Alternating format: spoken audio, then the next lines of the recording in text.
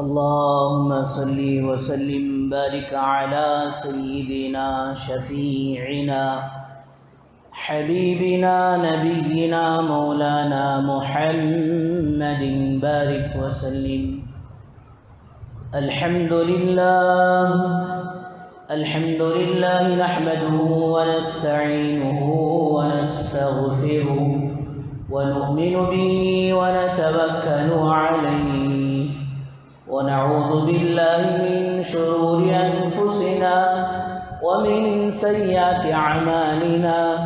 من يهده الله فلا مضل له ومن يضلله فلا هادي له. ونشهد أن لا إله إلا الله وحده لا شريك له. ونشهد أن سيدنا وسندنا مولانا محمدا عبده ورسوله. أما بعد فأعوذ بالله من الشيطان الرجيم. بسم الله الرحمن الرحيم. قل إن صلاتي ونسكي ومحياي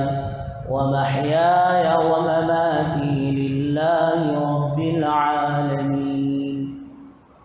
وقال رسول الله صلى الله عليه وسلم: من وجد وسعة فلم يضحي فلا يقربن مصلانا، أو كما قال عليه الصلاة والسلام. رب اشرح لي صدري ويسر لي أمري واحلل عقدة من لساني يفقهوا قولي. اللهم صل على سيدنا محمد وعلى آل سيدنا محمد بارك وسلم في كلام أولنا. اللهم صل على سيدنا محمد وعلى آل سيدنا محمد بارك وسلم في أوسط كلامنا. اللهم صل على سيدنا محمد وعلى آل سيدنا محمد بارك وسلم في آخر كلامنا. بزرگان محترم و معزز سامعین کرام، اللہ جل جلالہ عم نوالہ کا احسان کرم فضل ہوا. اللہ تبارک و تعالیٰ نے ہم سب کو اپنے گھر تک آنے کی توفیق نصیب فرمائی اور کچھ دین کی باتیں کہنے اور سننے کی توفیق و سعادت نصیب فرمائی.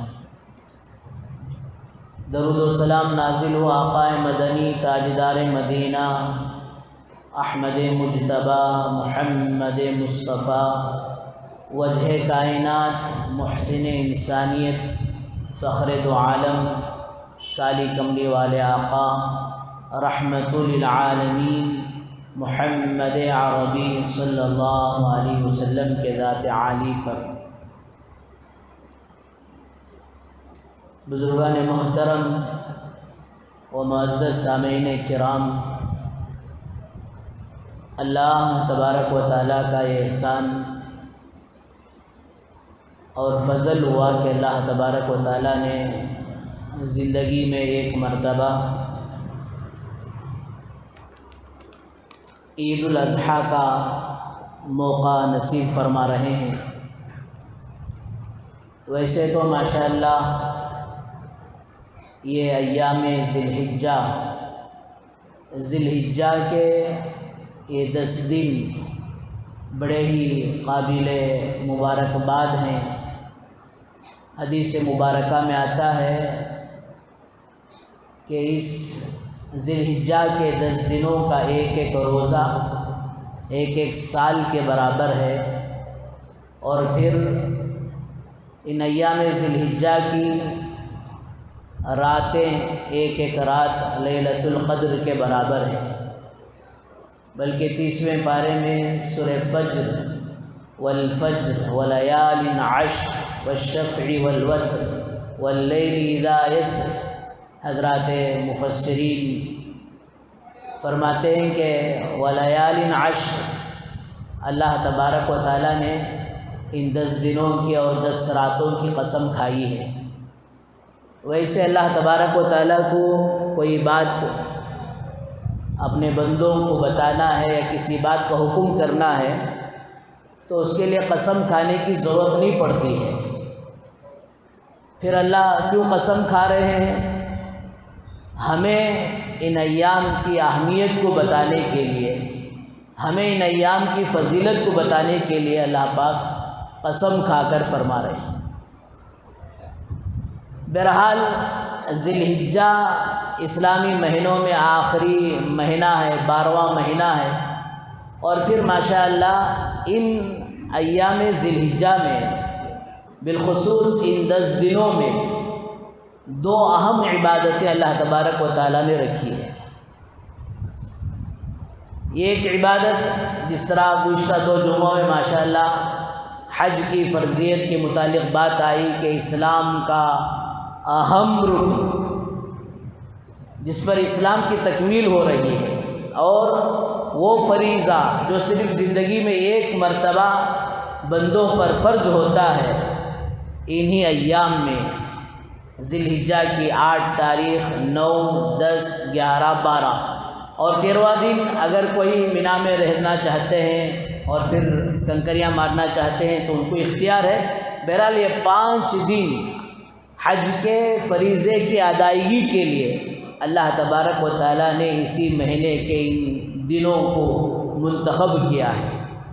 کوئی ان دنوں کو چھوڑ کر باقی سارا سال 300 دن جا کر مینا میں قیام کر لے، عرفات میں لڑ لے، مزدلفہ میں دوڑ لگا لے، کچھ بھی کر لے، اسے کچھ بھی ملنے والا نہیں ہے۔ حج کا فریضہ ادا ہونا ہے تو انہی ایام میں جا کر قیام کرنا پڑے گا۔ تو حج کا اہم فریضہ فرمایا دوستو انہی ایام میں ہے۔ اور دوسرا عمل قربانی کا جو صاحب استطاعت پر واجب ہے، فرمایا وہ بھی اسی ذی الحجہ کے ایام میں 10، 11، 12 3 دن اللہ تبارک و تعالیٰ نے رکھا ہے۔ عید الفطر کو رمضان کا فریضہ ادا کرنے کے بعد ماشاءاللہ اللہ نے رکھا، اور ماشاءاللہ عید الاضحیٰ کو حج کا فریضہ جب پورا ہو رہا ہے تو اس وقت اللہ تبارک و تعالیٰ نے رکھا ہے۔ تو یہ 2 اہم عبادتیں انہی دنوں میں ہیں، اور حدیث میں آتا ہے کہ ابن آدم کا کوئی عمل اللہ کو اتنا زیادہ محبوب نہیں ہے جو ان ایام میں، ان ایام ذی الحجہ میں اللہ تعالیٰ کو اپنے بندوں کا عمل محبوب ہوتا ہے۔ لیکن اللہ معاف فرمائے، سرے سے ہی ان ایام کی فضیلت سے، ان ایام کی اہمیت سے امت کا ایک بڑا طبقہ ناواقف ہے، جانتا نہیں ہے۔ زیادہ سے زیادہ یہ پورے 10 دنوں میں بکرے خریدے، چارہ ڈالے، ادھر گئے ادھر گئے، 4-5 مارکیٹاں جو ہے گھومے اور بکرے لے لگا کو بند ڈالے ہیں، اور سمجھ گئے کہ ہم نے ماشاءاللہ قربانی کا حق ادا کر دیا۔ حضرات علماء نے لکھا ہے کہ ان ایام میں زیادہ سے زیادہ عبادات کا اہتمام کرنا چاہیے۔ اللہ کا ذکر ہے، تلاوت ہے، نفلی عبادتیں ہیں، اور بالخصوص دعاؤں کا اہتمام کرنا چاہیے۔ تو بزرگوں دوستو، ایک ماشاءاللہ عمل حج کا فریضہ ادا ہوتا ہے، تو دوسرا قربانی کا عمل۔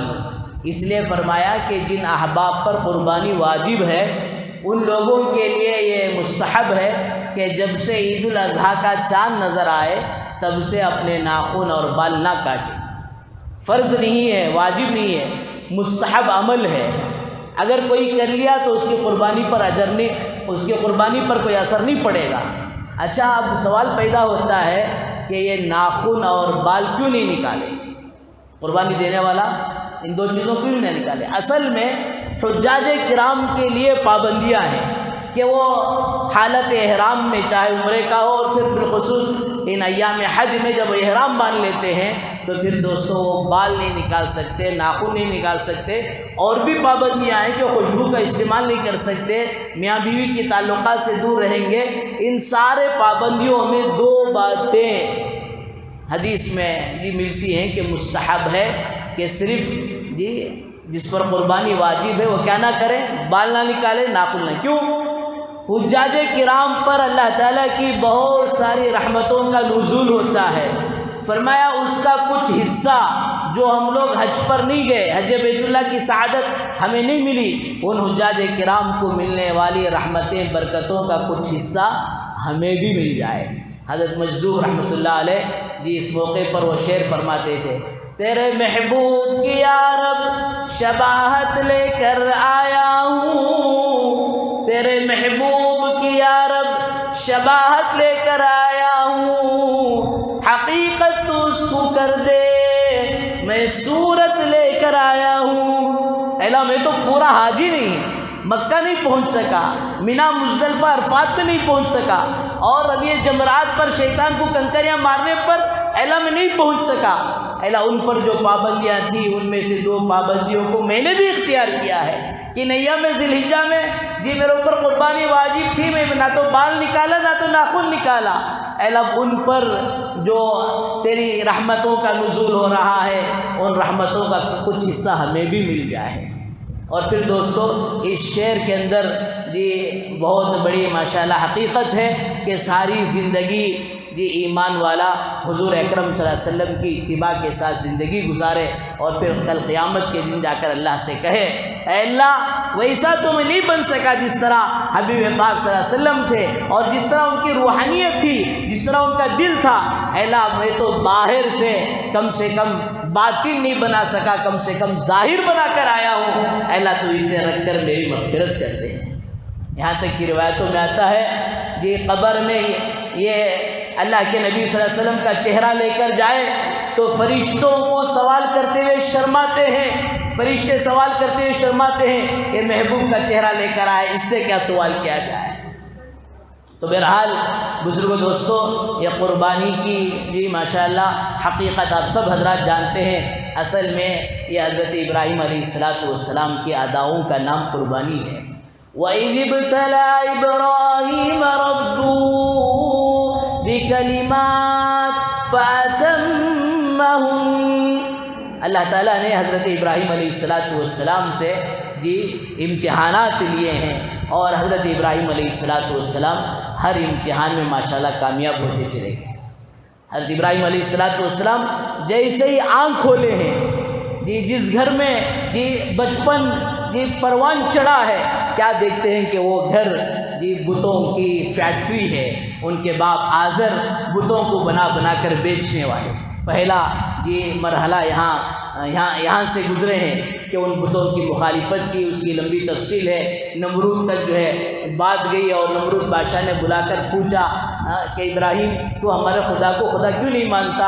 حضرت ابراہیم علیہ السلام کہتے ہیں میرا خدا تو وہ ہے جس کے اندر یہ صفت ہے، یحیی و یمیت، وہ زندہ بھی کرتا ہے اور مارتا بھی ہے۔ نمرود کہنے لگا ابراہیم یہ کون سا بڑا کمال ہے، یہ قیدی کو جس کی قید کی سزا ہو چکی تھی اسے بلایا اور کہا اسے تو پھانسی کی سزا تھی، جا میں تجھے آزاد کر دیا، یعنی موت سے بچا لیا۔ ایک معصوم آدمی کو بلا کر، بے گنہگار آدمی کو بلا کر قتل کر دیا کہ بھئی یہ کام تو میں بھی کرتا ہوں، تیرا اور جس خدا کا تو دعویٰ کر رہا ہے وہ کام تو میں بھی کر رہا ہوں۔ ابراہیم علیہ السلام دیکھے گھی سیدھی انگلی سے نہیں نکل رہی ہے، تو پھر فرمایا اگر تیرے اندر یہ طاقت ہے، میرا خدا وہ ہے جو مشرق سے اس سورج کو نکالتا ہے، اگر تیرے اندر خدائیت ہے، اگر تو خدائی کا دعویٰ کرتا ہے تو فرمایا یاتی بھی المغرب، تو اس سورج کو مشرق کے بجائے مغرب سے نکال کر بتا۔ فَبُهِتَ الَّذِي كَفَرَ، فرمایا وہ تو مبہوت ہو گیا، وہ تو نمرود سمجھا رہے یہ تو میرے بس کی بات نہیں ہے۔ بہرحال اس کے بعد یہ حضرات علماء نے، مفسرین نے، اللہ والوں نے عجیب و غریب بات لکھی کہ قربانی کا ایک فلسفہ ہے، قربانی کی ایک حقیقت ہے، یہ نہیں کہ جانور جا کر بازار سے خرید کر لائے اور 2-3 دن اسے چارہ ڈالے، پانی پلائے اور پھر جب عید کا دن آیا تو جو قربانی کر دی، نہیں، بلکہ یہ حضرت ابراہیم علیہ السلام کی ادا ہے۔ حضرت ابراہیم علیہ السلام کی سیرت کو دیکھیں، حضرت ابراہیم علیہ السلام کی زندگی کو دیکھیں، اور پھر حضرت ابراہیم علیہ السلام کی وہ سارے امتحانات کو دیکھیں کہ ہر امتحان میں حضرت ابراہیم علیہ السلام 100 نمبر لے کر کامیاب ہو رہے۔ تو پہلا ہی امتحان دوستو وہ توحید کا تھا، وہ اللہ کی وحدانیت کو، اللہ کی ربوبیت کو، اللہ کے ایک ماننے کو، اللہ کے نفع و نقصان اللہ تعالیٰ کی ذاتی ہے اس کا اقرار کرنے کو فرمایا پہلا امتحان تھا۔ فرمایا جانور کو ذبح کر دینا یہ قربانی نہیں، بلکہ اس کے پیچھے پورا فلسفہ ہے، وہ یہ ہے کہ جس طرح حضرت ابراہیم علیہ السلام نے یہ توحید پرست بن کر زندگی گزارے، ضروری ہے کہ ہمارے اندر بھی وہ توحید آئے۔ اب ذرا یہ واقعہ آگے میں عرض کرتا چلوں کہ جیسے ہی یہ سارا ماجرا ہوا اور پھر ہجرت کرنے کا موقع آیا تو دوستو وہاں سے ہجرت کر جا رہے ہیں، بیوی یہ حضرت سارہ رضی اللہ عنہ ساتھ میں ہیں۔ وہ راستے میں ایک ظالم بادشاہ تھا جی، وہاں سے گزرنے والی عورتوں پر وہ قبضہ کرتا اور پھر ان کی عزتوں کے ساتھ کھیلتا جی۔ اس لیے بزرگوں دوستو اللہ جب بھی جو نعمت دے اسے نعمت سمجھے، مال کے نشے میں، حکومت کے نشے میں، طاقت کے نشے میں وہ کام نہ کریں جو کام اللہ اور اللہ کے رسول کو ناراض کرے، جو شریعت کے خلاف ہو، اس لیے کہ چند دن کی زندگی گزرنے کے بعد خدا کی عدالت وہ قیامت کا منظر قائم ہوگا۔ اللہ وہاں پوچھیں گے، للکار کر پوچھیں گے، لمن الملک اليوم، کہاں گئے دنیا کے نشے میں جی چور ہو کر فرمایا ہمارے خلاف کام کرنے والے، اپنی بادشاہت کو بتانے والے، لمن الملک اليوم، آج کس کے لیے بادشاہت ہے؟ سارا سناٹا چھایا ہوگا، للہ الواحد القہار، خود اللہ کہیں گے آج تنہا اکیلے قہار بادشاہ کی اللہ کی آج بادشاہت ہے۔ تو وہ ظالم ظلم کرتا تھا، حضرت سارہ علیہ السلام پر بھی وہ ظلم کرنا چاہا تو آپ نے وضو کیا اور نماز پڑھی، دعا کی، جس کی وجہ سے دعا میں یہ کہہ رہا ہے اللہ یہ تو میرے اوپر ہاتھ ڈالنا چاہ رہا ہے، غلط ارادہ اور غلط ارادے سے ہاتھ بڑھانا چاہتا ہے، اللہ اس کے ہاتھ کو لقوہ لگ جائے۔ جیسے برائی کا ارادہ کیا حضرت سارہ علیہ السلام کی دعا قبول ہوئی، وہ بادشاہ گر جاتا ہے، اور پھر جیسے ہی ہوش آتا پھر برائی کا ارادہ کرتا ہے، پھر حضرت سارہ رضی اللہ عنہ دعا کرتی ہے، پھر دوبارہ 6 مرتبہ ایسا ہی ہوتا ہے تو پھر وہ کہتا ہے بھائی کسے پکڑ لے کو آگے تمہیں، کسی جنیا کو پکڑ کر آئے، میرے ارادے پر مجھ پر حال ہو رہا ہے، اسے چھوڑ دو، اور فرمایا ہماری جان بھی بچ رہی ہے، اسے گفٹ بھی کوئی دے دو۔ حضرت حاجرہ رضی اللہ عنہ کو فرمایا اس وقت جو ہے دوستو وہ گفٹ کے طور پر، ہدیے کے طور پر دیتا ہے۔ پھر حضرت سارہ فرمایا وہ ہدیہ جی وہ باندھی حضرت ابراہیم علیہ السلام کو دیتے ہیں، اور پھر ماشاءاللہ ان سے حضرت اسماعیل علیہ السلام ماشاءاللہ پیدا ہوتے ہیں، اور فرمایا اب حضرت سارہ سوچتے ہیں میں پہلی بیوی مجھ سے اولاد نہیں ان سے ہو گئی، چلو یہ اختلاف دور کرنے کے لیے حضرت ابراہیم علیہ السلام حضرت اسماعیل علیہ السلام حضرت حاجرہ کو لے جا کر دوستو وہ جگہ چھوڑتے ہیں جسے قرآن کہتا ہے بواد غیر ذی زرع، کہ وہاں تو انسان فرمایا اور کوئی چیز نہیں تھی، چرند پرند نہیں تھا، ایسی جگہ لے جا کر اللہ کے حکم پر چھوڑتے ہیں اور کوئی نہیں ہے۔ دوستو ایک بندی حضرت حاجرہ حضرت اسماعیل علیہ السلام واقعہ جی ماشاءاللہ آپ نے 12 سنا ہوگا، حضرت ابراہیم علیہ السلام اللہ کے حکم پر چھوڑ کر جا رہے ہیں، کچھ کھجور تھے چند دن میں ختم، اور بچہ جو ہے دودھ کے لیے ترس رہا اور وہاں پانی بھی موجود نہیں ہے۔ فرمایا اس موقع پر حضرت اسماعیل علیہ السلام کے پانی کا نظم کرنے کے لیے اللہ تعالیٰ حضرت جبرائیل علیہ السلام کو بھیجتے ہیں۔ ایک روایت کے مطابق حضرت جبرائیل علیہ السلام پر، ایک روایت کے مطابق دوستو اپنی ایڑی مارتے ہیں۔ یہ لوگوں میں یہ بات جس طرح چل پڑی ہے کہ حضرت اسماعیل علیہ السلام ایڑیاں رگڑے وہاں سے زمزم جاری ہوا، نہیں، فرمایا حضرت جبرائیل علیہ السلام کے پر یا ایڑی لگنے سے اللہ نے زمزم کا سلسلہ چلایا۔ بہرحال اب تھوڑے سے بڑے ہوئے سورہ صافات آیت نمبر 99 سے 19 تک یہ 10 آیتیں دیکھیں، رب ہب لی من الصالحین، یہ بڑھاپے کی عمر میں حضرت ابراہیم علیہ السلام نے اللہ سے اولاد کو مانگا تھا، علماء نے لکھا ہے کہ صرف اولاد کو نہیں مانگنا، جتنے نبیوں نے دعائیں کی ہیں فرمایا نبی ہوتے ہیں، نبی کی گھر والی ہوتی ہے، فرمایا وہاں کوئی برائی کا، بے دینی کا کوئی شائبہ تک بھی نہیں ہوتا۔ پھر بھی ہر نبی دوستو اولاد صرف نہیں مانگی بلکہ اولاد کے ساتھ اولاد صالحہ کو مانگی، نیک صالح اولاد کو مانگی۔ اس لیے جب بھی دعا کرو، چاہے وہ بیٹا ملے یا بیٹی ملے، جو بھی ملے اللہ کی طرف سے وہ نیک صالح ہو کہ دنیا میں ہمارے لیے آنکھوں کی ٹھنڈک بنے اور آخرت میں ہمارے لیے مغفرت کا سامان بنے۔ اے اللہ بیٹا دے، انہیں بڑا ہو کر میرا سر پھوڑیا تو برابر، میرا پراپرٹی پر میرا قبضہ کریا تو برابر، کاتب کریں دے ماٹھی ملا، بیٹا دے، ایسا نہیں بلکہ نیک صالح اولاد کو مانگو۔ اس لیے کہ دوستو ان باپوں سے پوچھو، دنیا بھر کے لوگوں کا دکھ سہنا فرمایا بڑا آسان ہوتا ہے، اولاد کا دکھ سہنا بڑا مشکل ہوتا ہے۔ اسے ایک ایک لمحہ، ایک ایک پل، ایک ایک سیکنڈ وہ اپنے اولاد کے بچپن کا یاد کرتا ہے، یہ کیسے روتا تھا اور اسے میں کیسے بہلایا کرتا تھا، اور اس کی وجہ سے میری راتوں کی نیند اڑ جاتی، اور فرمایا میرے لیے تو جتنی کمائی تھی سو تھی، لیکن میں اپنے بچوں کے فیوچر کے لیے اس کمائی کو بڑھاتا گیا، محنت کرتا گیا، اور پھر اپنی ضرورتوں کو دباتا گیا اور اپنی ضرورتوں کو کم کرتا گیا تاکہ میرے اولاد کا فیوچر اچھی بنے۔ وہ ایک ایک پل یاد آ کر دوستو باپ رویا کرتا ہے۔ اس لیے اولاد کو رب حب لی من الصالحین، نیک صالح اولاد کو اللہ سے مانگنا ہے۔ بہرحال جب حضرت ابراہیم علیہ السلام بڑھاپے کی عمر میں اللہ نے اولاد دیا، اب جب چلنے کے لائق بنے تو فرمایا اللہ تعالیٰ اب امتحان لے رہے ہیں کہ ابراہیم خواب میں، اگرچہ کہ نبی کا خواب بھی وہی ہوتا ہے، آپ اپنے بیٹے کو ذبح کرو۔ حضرت ابراہیم علیہ السلام بغیر کسی چنو چرا کے، اللہ اتنے سال کے بعد دینے کے بعد میں بھی جوان نہیں ہوں، بڑھاپے کے عالم میں ہوں، اس کے بدلے میں کہتی دوسرا جو نہیں، فرمایا کہ وما كان لمؤمن ولا مؤمنة اذا قضى الله ورسوله امرا ان يكون لهم الخيار۔ ایمان والا مرد، ایمان والی عورت وہ نہیں ہوتی کہ چونو چرا کرتے پھرے، یہ کئی کو ایسا، کئی کو قربانی میں بکراش دینا کیا، کسی غریب کو دیا لے کیا، دے تو ہوتا نہیں کیا، رقم کے باتیں کرنے والا ایمان والا مرد، ایمان والی عورتیں نہیں ہوتی۔ ارے شادی بیاہ کے پر لاکھوں کروڑوں بلکہ ڈیکوریشن پر لاکھوں کے روپے خرچ کرتے ہوئے یہ تمہیں چونو چرا یاد نہیں آتا کہ اس ڈیکوریشن کا فائدہ کیا، 2-3 منٹ میں تو شادی محل والے کو دیکھ کر جانا ہے، اس فضول خرچی کا فائدہ کیا؟ یہی 2-3 لاکھ روپے کسی غریب کی بچی کی شادی میں یہ کام آ جائے، اس کی آنکھوں سے آنسو نکل آ جائے اور پھر اس کے ہاتھ اٹھیں، اللہ اس کی برکت سے، اس کی دعا کی برکت سے میرا بیڑا جو ہے پار کر دے، یہ یاد نہیں آتا۔ دین کے کاموں میں چنو چرا یاد آتا ہے، وہ بغیر کسی چنو چرا کے حضرت ابراہیم علیہ السلام حضرت اسماعیل علیہ السلام کو ذبح کرنے کے لیے چلے گئے۔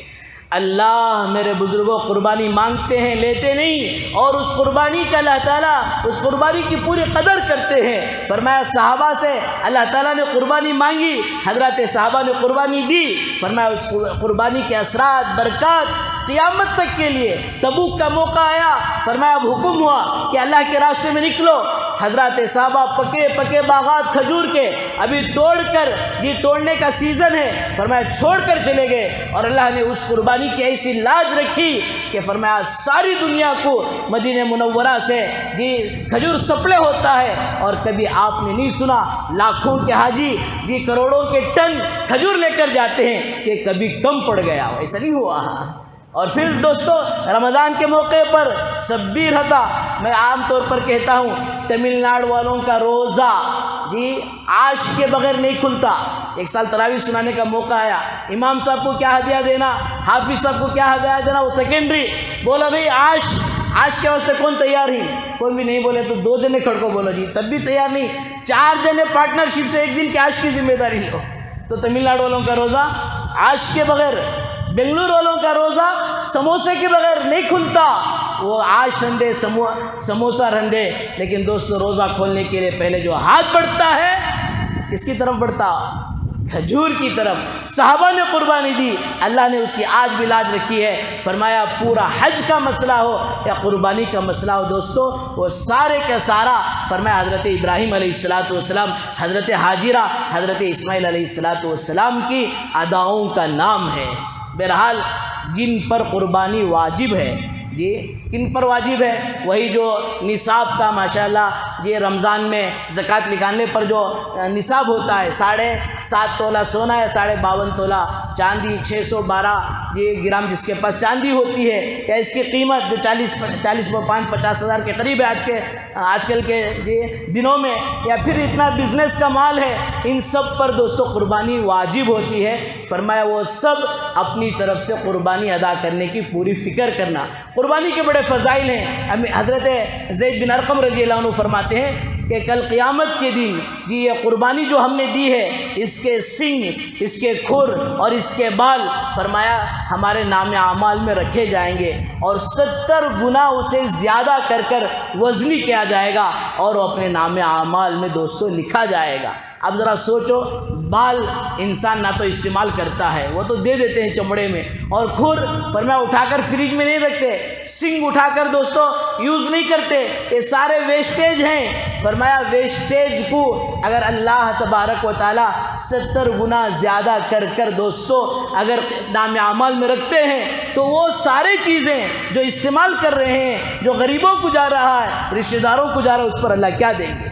اور جس طرح روزے میں اللہ کہتے ہیں کتب علیکم الصیام کما کتب علی الذین من قبلکم، کہ تم پر فرض کیا جیسا کہ تم سے پہلے لوگوں پر فرض تھا۔ اسی طرح 17ویں پارے میں سورہ حج کے اندر اللہ تعالیٰ نے فرمایا وَلِكُلِّ أُمَّةٍ جَعَلْنَا مَنْسَكًا لِيَذْكُرُوا اسْمَ اللَّهِ۔ یہ قربانی کا عمل بھی ہر قوم میں، ہر امت سے دوستو چلا آ رہا ہے، ہمارے لیے الگ نہیں ہے۔ ہاں اتنا فرق ہے، پہلے لوگوں کی قربانی قبول کھانے پینے کا مسئلہ نہیں تھا، لے جا کر رکھتے اور آسمان سے آگ آ کر اسے ختم کر دیتی، جلا دیتی، وہ قبولیت کی علامت ہوتی تھی۔ اور جہاں جس قربانی کو فرمایا آگ نہیں جلاتی، وہ جو ہے مقبول نہیں ہوا کرتی تھی۔ ہمارا معاملہ، اس امت کا معاملہ تو کتنا آسان ہے کہ فرمایا قربانی کرو اور پھر اس کا گوشت بھی استعمال کرو اور اس کا اجر و ثواب بھی پاؤ۔ اللہ کے نبی صلی اللہ علیہ وسلم مدینہ منورہ حاضر ہونے کے بعد ہر سال اہتمام سے 2 قربانیاں دیتے تھے، 2 مینڈے دیتے تھے، ایک اپنی طرف سے اور ایک ذبح کر اللہ کے نبی صلی اللہ علیہ وسلم فرماتے ہیں اللہ اس میری قربانی کا ثواب میری ساری امت کو پہنچا دے۔ حضرت علی رضی اللہ عنہ ہر سال 2 بکرے دیا کرتے تھے، ایک اپنی طرف سے اور پھر ایک اللہ کے نبی صلی اللہ علیہ وسلم کی طرف سے۔ اور دوستو اکابرین دیوبند وہ عاشقان سچے پکے رسول ہوا کرتے ہیں۔ حضرت مفتی سعید صاحب پالنپور رحمۃ اللہ علیہ کا ساری زندگی یہ معمول رہا کہ ایک بکرا اپنی طرف سے تو پھر ایک جو ہے دوستو حضور اکرم صلی اللہ علیہ وسلم کی طرف سے دیا کرتے۔ تو دوستو جن پر قربانی واجب ہے وہ لنگڑے للے بہانے کیے بغیر اپنی قربانی کو صحیح ادا کرنے کی اور علماء سے مسائل پوچھ کر صحیح قربانی ادا کرنے کی فکر کریں۔ جہاں فضائل بڑے اونچے ہیں فرمایا دوستو اگر نہیں دیے فلم یضحی من وجد وسعة فلم یضحی فلا یقربن مصلانا، کہ جن کو اللہ تعالیٰ نے وسعت دی، جن پر قربانی واجب ہو گئی، فرمایا اگر انہوں نے قربانی نہیں دی تو ہمارے عیدگاہ تک نہ آئیں، عید کی نماز پڑھنے کے لیے نہ آئیں۔ فرمایا اللہ کے نبی صلی اللہ علیہ وسلم فرمایا بڑی اس کے ساتھ ان پر جو ہے غصے کا اظہار کر رہے ہیں۔ اس لیے بزرگوں دوستو ہمیں چاہیے کہ ہم میں سے جن پر قربانی واجب ہے، اب اللہ کے نبی کے نام سے قربانی حضرت علی دے رہے ہیں، حضرت مفتی سعید صاحب پالنپور رحمۃ اللہ علیہ دے رہے ہیں، تو یہاں ایک بات وضاحت کے ساتھ سن لیں کہ قربانی جن پر واجب ہو گئی ہے، عام طور پر غلط فہمی، قربانی کرنے کے لیے جاتی کس کے نام سے بھی کرنا، گئے سال ہمارے بابا کے نام سے ہوگا حضرت، اس سال ہمارے اماں کے نام سے کر ڈالو، ہمارے دونوں میاں بیوی کے نام سے ہوگا، بچے کے نام سے کر ڈالو۔ اچھی طرح سمجھ لیں جن پر قربانی واجب ہے 3 باتیں ہیں، وہ اپنے نام سے دیں، چاہے اس سال دیں چاہے 25 سال سے دے لے کر آ رہی، جب بھی آپ کے پاس صاحب نصاب استطاعت آپ کے پاس ہے تو اس سال اپنے نام سے دینا واجب۔ اللہ آپ کو طاقت دیا، اپنے نام کا پہلے دے ڈالو، اس کے بعد اور ایک قربانی کسی گھر کے مرحومین کی طرف سے یا اللہ کے نبی صلی اللہ علیہ وسلم کے نام سے، کسی کے بھی نام سے، کب؟ اپنا ادا کر کر۔ پہلی بات اپنی قربانی خود دینا، اللہ مال دیا ہے، اپنا بھی دیو، دوسروں کا بھی دیو، حضور کے نام سے بھی دیو، 2 باتیں ہوگی۔ تیسری بات یہ ہے کہ آپ کے پاس 40 کو 5,000 50,000 روپے نہیں تھے، آپ غریب ہیں، 10 ہیں، 15 ہیں، 20 ہیں، کہتے کہ ہیں، لیکن وتے نہیں تھے جس پر آپ پر قربانی واجب ہوتی۔ اب آپ کو اختیار ہے، آپ جس کے نام سے بھی دیں۔ اچھی طرح سمجھ لیں، 3 باتیں اپنی قربانی دینا۔ ایک ہے جمعہ کی 2 رکعت فرض نماز پڑھتا ہوں واسطے اللہ کے، رخ میرا کعبہ شریف، یہ نہ نیت کرتے سے میں 50 سال سے یہ پڑھ رہا ہوں، آج کی جمعہ 20 کو 4 تاریخ 3 20 کو 3 تاریخ 20 کو 3 تاریخ جون 2023 کی جمعہ آج اعلان میں ہمارے ابا کی طرف سے پڑھ لیتے، ہو جاتی نماز۔ واجب تیرے اوپر واجب ہے، تو اپنا دینا ضروری ہے۔ ہاں جمعہ کی نماز تیرے نام سے پڑھ کر اس کے بعد 2 رکعت نفل پڑھ کر آپ کے مرحومین کو ثواب پہنچو، یہ جائز ہے۔ عام طور پر یہ غلطی ہوتی ہے، یہ غلطی نہ کریں۔ اللہ آپ کو طاقت دیا ہے، آپ اپنے نام سے دیں، اور طاقت دیا ہے آپ کے نام سے دیتے ہوئے دوسرا بھی دیں، اور فرمایا اس کے علاوہ آپ پر قربانی واجب نہیں ہے تو کسی کے نام سے بھی دے سکتے ہیں۔ اور پھر دوستو، گھر میں مرد مانے کے پاس پیسے نہیں ہیں، عورت کے پاس زیور ہے، یہ بکرا لایا کون؟ مرد ہی چی، اب دینا کس کے نام سے؟ زیور کس کے پاس ہے بھائی؟ عورت کے پاس ہے، تو عورت کے اوپر واجب۔ 3 سال سے انہیں زیور پہن رہے، 3 سال سے اسی کے نام سے دو، اس سال بھی دو۔ اس لیے میں کہتا ہوں جب بھی اپنی وائف کو، اپنی بچیوں کو، اپنی ماں کو زیور دلاتے ہیں تو فوراً بتا دو 1 لاکھ کا نکلیس لیا ہوں، 2,500 زکوٰۃ واجب، 1 لاکھ کا یہ نکلیس ہے، قربانی جب آتی ہے، بقرعید جب آتا ہے تو اس پر قربانی واجب ہے، یہ بتا کر دو، چاہے وہ بڑے سے بڑا جانور دیں یا پھر چھوٹے سے چھوٹے مشترکہ قربانی میں حصہ لیں، جیسے بھی ہو قربانی دوستو ادا کرنا واجب ہے، ورنہ فرمایا عتاب کے مستحق ہو جائیں گے۔ اور دوسری بات ماشاءاللہ یہ ہے کہ عام طور پر لوگ قربانی کے جانور لے کر آتے ہیں، 15,000 کو لے کر ہے، ہاں بہت اچھا ہے، بیچ میں بار بار جاتے رہتی نا، یہ مجھے بیچ ڈالو، کیا یہ عام طور پر ہو رہا، بزنس بن گیا۔ یہاں بھی علماء یہ لکھتے ہیں کہ جس پر قربانی واجب تھی، مالدار آدمی پر، بکرے لایا قربانی کی نیت سے، کسی کو بیچ رہا ہے تو جائز ہے، بیچ سکتا ہے، لیکن پھر اس کے بدلے میں دوسرے جانور خرید لے۔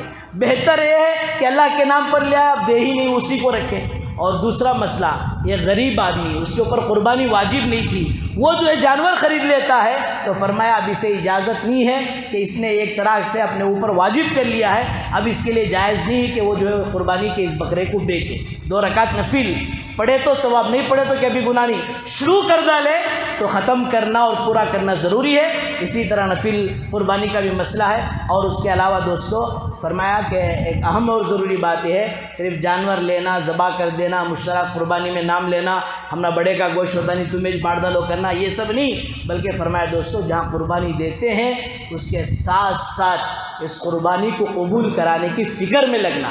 جب سے جانور لیے ہیں وہ خریدتے وقت، اسے چراتے وقت، ذبح کرتے وقت، اس کا گوشت تقسیم کرتے وقت، ان سارے مراحل میں یہ فکر ہو، اے اللہ نہ تو اس کا گوشت تیرے پاس پہنچتا ہے، لن ینال اللہ لحومها ولا دماؤها ولکن ینال التقوی منکم، نہ تو خون پہنچتا ہے نہ تو گوشت پہنچتا ہے، اے اللہ پہنچتا تو وہ دل کا تقوی پہنچتا ہے، اے اللہ وہ متقی، وہ پرہیزگار میں بن جاؤں کہ میرا یہ عمل آپ کے یہاں قبول ہو جائے۔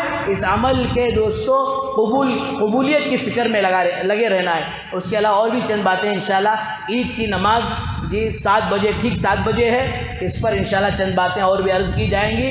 7 بجے آپ کو واللہ اکبر رکعت بننے کی، جپلے کو بیٹھنے کی نہیں، وہاں 4 جنے آ رہی، وہاں 4 جنے وضو بنا رہی، ویسا کرتے رہے تو پھر 7:30 ہو جاتی۔ اس لیے آپ یہ سوچ کر چلیں کہ 6:50 کو جماعت ہے، 6:50 کو جماعت ہے، 10 منٹ پہلے مجھے جانا، جگہ پکڑنا، اور پھر ماشاءاللہ تکبیر تشریق پڑھتے ہوئے ماشاءاللہ بیٹھنا، یہ سوچ کر ماشاءاللہ 6:50 کو آ جائیں۔ 7:50 پر رائٹ لیفٹ آگے پیچھے کیا بھی دیکھے نہیں سکا، ماشاءاللہ وہ تکبیر باندھی جائے گی۔ اس کے علاوہ دوستو جس طرح ناخن نہیں نکالنا، بال نہیں نکالنا، یہ مستحب عمل ہے، اسی طرح ایک واجب عمل چاشمبے کے صبح سے 9 ذی الحجہ کے فجر سے 13 ذی الحجہ کے عصر تک ہر فرض نماز کے بعد بآواز بلند تکبیر تشریق کا پڑھنا مردوں پر، عورتوں پر، سب پر واجب ہے۔ پڑھیے ایک مرتبہ، اللہ اکبر اللہ اکبر لا الہ الا اللہ واللہ اکبر اللہ اکبر وَلِلَّهِ الْحَمْدُ، یہ واجب ہے۔ فرمایا اگر آپ کی جماعت سے نماز چھوٹ گئی ہے، الگ پڑھ رہے ہیں، تب بھی ضروری ہے کہ ایک مرتبہ پڑھ لیں۔ گھر میں کوئی غیر محرم نہیں ہے تو وہاں عورت کے لیے بھی علماء نے لکھا ہے وہ بھی با آواز بلند تکبیر تشریق کو پڑھیں۔ بہرحال یہ ایام ذی الحجہ بہت ہی اہم دن ہے، اس میں دن رات عبادت کی فکر اور اپنی قربانی کو صحیح صحیح ادا کرنے کی فکر۔ مشترکہ طور پر قربانی ماشاءاللہ مدرسے مہاجر میں بھی رکھا گیا ہے، 4800 روپے فی حصہ ہے، بہت کم حصے ہیں، جلد سے جلد بک کرانے کی فکر کریں۔ اور آخری گزارش یہ ہے کہ دوستو یہ اپنے جو جانور لائے ہیں اس کی ویڈیو بنانا، اس کا پھر جو فوٹو نکالنا، سوشل میڈیا میں ڈالنا، بڑے جانوروں کی قربانی پر پابندی ہے، حکومت بدلی ہے، قانون بدلیا نہیں، اچھی طرح ذہن میں رکھو۔ ایسا سمجھو نو کو کانگریس صحیح کہ تو اسلامی ملک کی چمنا مل گیا بول کو جی، قانون کے خلاف قانون کو توڑ کر جانا اور پھر نئی سو مصیبتیں لانا، فسادات کرنے والوں کو فسادات کا موقع دینا، ان ساری چیزوں سے بچو۔ اور ایسی بکروں کی قربانی بھی ایسے ادب احترام کے ساتھ دو کہ ہماری قربانی کی وجہ سے کسی کو تکلیف نہ ہو۔ اور آخری بات یہ ہے کہ ماشاءاللہ ہمارے مدرسے کا ایک چھوٹا سا بچہ یہ حافظ محمد احسن آج ماشاءاللہ یہ مبارک دنوں میں، یہ جمعہ اعلان ہوا نہیں، ان مبارک دنوں میں ماشاءاللہ حفظ کی تکمیل کی سعادت حاصل کرنے کے لیے ماشاءاللہ جا رہا ہے۔ زیادہ وقت نہیں لیا جائے گا، فرض نماز بھی مختصر ہوگی، نماز کے بعد 5 منٹ تشریف رکھیں۔ حافظ محمد حسن ابن مولانا امجد صاحب، پہلے بھی اس کا ایک بڑا بھائی ماشاءاللہ محمد افضل حفظ کی تکمیل کی سعادت حاصل کیا ہے، یہ ان کے والدین کے لیے دوسری سعادت ہے، اس لیے گزارش ہے کہ 5 منٹ انشاءاللہ بیٹھیں گے بھی سبھی انشاءاللہ۔ اللہ سب کو جزائے خیر نصیب فرمائے۔ وآخر دعوانا الحمدللہ رب العالمین۔ جو حضرات سنت نہیں پڑھ لیں سنت